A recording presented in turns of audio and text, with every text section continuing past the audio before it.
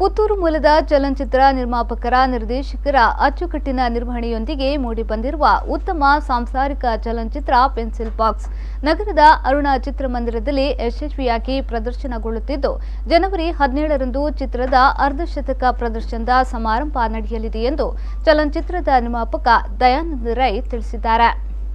ಅವರು ಸುದ್ದಿಗೋಷ್ಠಿಯಲ್ಲಿ ಈ ವಿಚಾರವನ್ನ ತಿಳಿಸಿ ಜನವರಿ 17ರಂದು ಬೆಳಗ್ಗೆ 10:15ಕ್ಕೆ ಅರುಣ ಚಿತ್ರಮಂದಿರದಲ್ಲಿ ನಡೆಯಲಿರುವ 50ನೇ ಪ್ರದರ್ಶನದ ಸಮಾರಂಭದಲ್ಲಿ ಚಿತ್ರನಟ ಭೋಜರಾಜ್ ವಾಮಂಜೂರು, ಮಾಜಿ ಶಾಸಕಿ ಶಕುಂತಳಾ ಶೆಟ್ಟಿ ಮತ್ತಿತರರು ಭಾಗವಹಿಸಲಿದ್ದು ಕೇಕ್ ಕಟ್ ಮಾಡುವ ಮೂಲಕ ಸಂಭ್ರಮಿಸಲಾಗುವುದು ಎಂದು ಹೇಳಿದರು.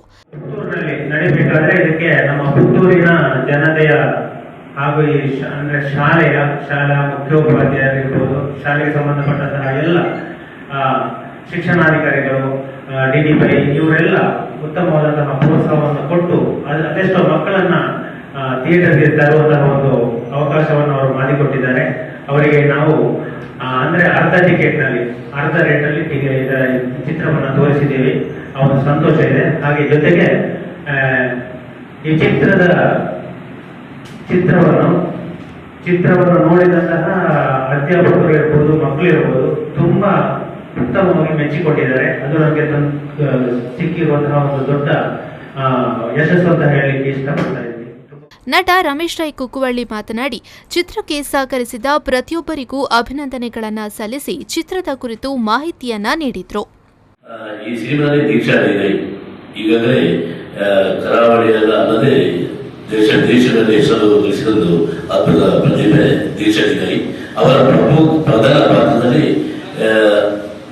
ತುಳು ಚಿತ್ರದ ಕರಾವಳಿಯ ದಿಗ್ಗಜ ಕಲಾವಿದರಂತ ಅರವಿಂದ್ ಗೋಡರ್ ಮತ್ತು ಭೋಜರಾಜ್ ವಾಮಂಜೂರು ಇವರ ಹಾಸ್ಯದ ಜೊತೆಗೆ ನನಗೊಂದು ಪುಟ್ಟ ಪಾತ್ರದಲ್ಲಿ ಅಭಿನಯಿಸುವ ಅವಕಾಶ ಸಿಕ್ತು. ಒಳ್ಳೆಯ ಇದೊಂದು ತಂಡ, ನಿರ್ಮಾಪಕರಾಗಲಿ, ನಿರ್ದೇಶಕರಾಗಲಿ, ಇದರಲ್ಲಿ ಬರುವಂತಹ ಹಾಡುಗಳಾಗಲಿ, ಕ್ಯಾಮರಾ ಆಗಲಿ ಅತ್ಯುತ್ತಮವಾಗಿ ಮೂಡಿಬಂದು ಅದಕ್ಕೆ ಬೇಕಾಗುವ ಸಹಾಯವನ್ನು ಸರಿಯ ನಮ್ಮ ಎಲ್ಲ ದೃಶ್ಯ ಮಾಧ್ಯಮ ಹಾಗೂ ಪತ್ರಿಕಾ ಮಾಧ್ಯಮದವರು ಕೊಟ್ಟಿದ್ದಾರೆ. ಇದರಿಂದಾಗಿ ಇವತ್ತು 50ನೇ ದಿನಕ್ಕೆ ನಾವು ಕಾರ್ಯಿಸಿದ್ದೇವೆ ಎನ್ನುವುದಕ್ಕೆ ತುಂಬಾ ಸಂತೋಷವಾಗುತ್ತದೆ. ಸುದ್ದಿಗೋಷ್ಠಿಯಲ್ಲಿ ಚಿತ್ರದ ನಿರ್ದೇಶಕ ರಜಾಕ್ ಪುತ್ತೂರು, ನಟ ರಮೇಶ್ ರೈ ಕುಕ್ಕುವಳ್ಳಿ, ನಟಿ ದೀಕ್ಷಾ ರೈ ಉಪಸ್ಥಿತರಿದ್ದರು. ಪೆನ್ಸಿಲ್ ಬಾಕ್ಸ್ ಚಿತ್ರದಲ್ಲಿ ನೋವಿದೆ, ನಲಿವಿದೆ, ಮಗದೊಮ್ಮೆ ಯೋಚಿಸುವ ಸಾಮಾಜಿಕ ಸಂದೇಶಗಳಿವೆ. ಶಾಲಾ ದಿನಗಳನ್ನು ಮೆಲುಕು ಹಾಕುವ ನೈಜ ಚಿತ್ರಣವಿದೆ. ಬಾಲ್ಯದ ಚಿತ್ರಣವನ್ನ ಮತ್ತೆ ಮರುಕಳಿಸುವಂತೆ ಮಾಡುತ್ತಿರುವ ಈ ಸಿನಿಮಾಕ್ಕೆ ಇದೀಗ 50ನೇ ದಿನದ ಸಂಭ್ರಮ. Anish, V4 News 24/7 Puttur.